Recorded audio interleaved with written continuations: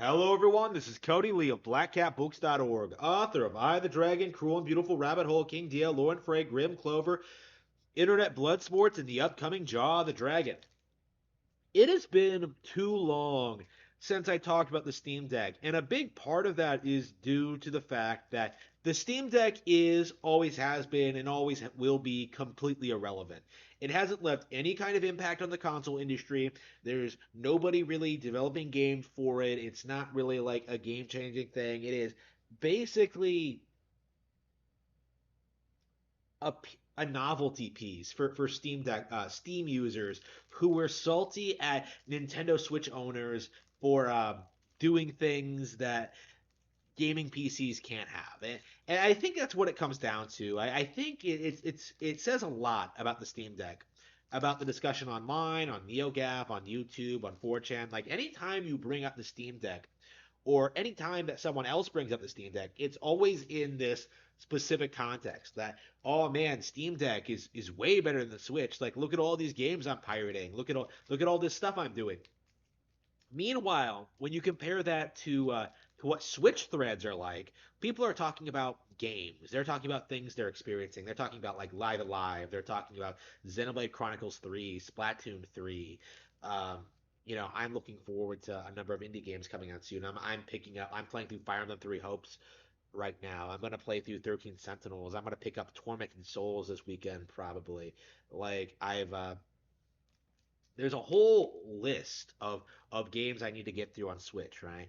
But steampunks are adamantly trying to push this narrative that the Steam Deck is destroying the Switch, right? Like it's going to make the Switch obsolete and it's the next big thing. And honestly, it's so delusionally untrue that I just have no real interest in really like engaging with it further.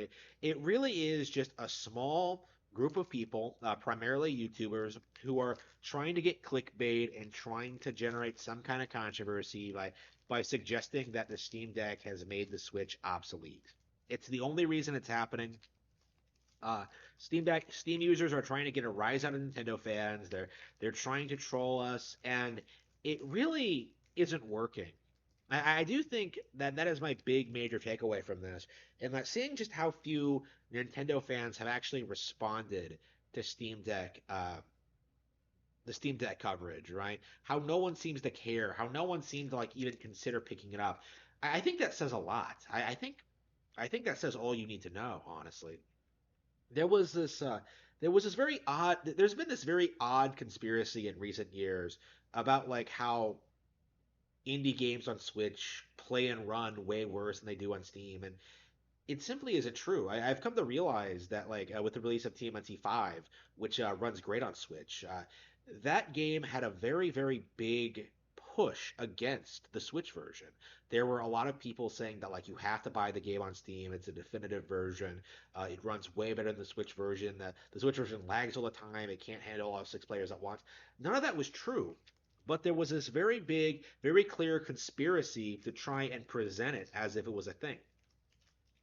And I I'm starting to realize that the Steam the steampunks are very much threatened by the Switch because games like TMNT Shredder's Revenge are actually becoming highly successful on Nintendo hardware.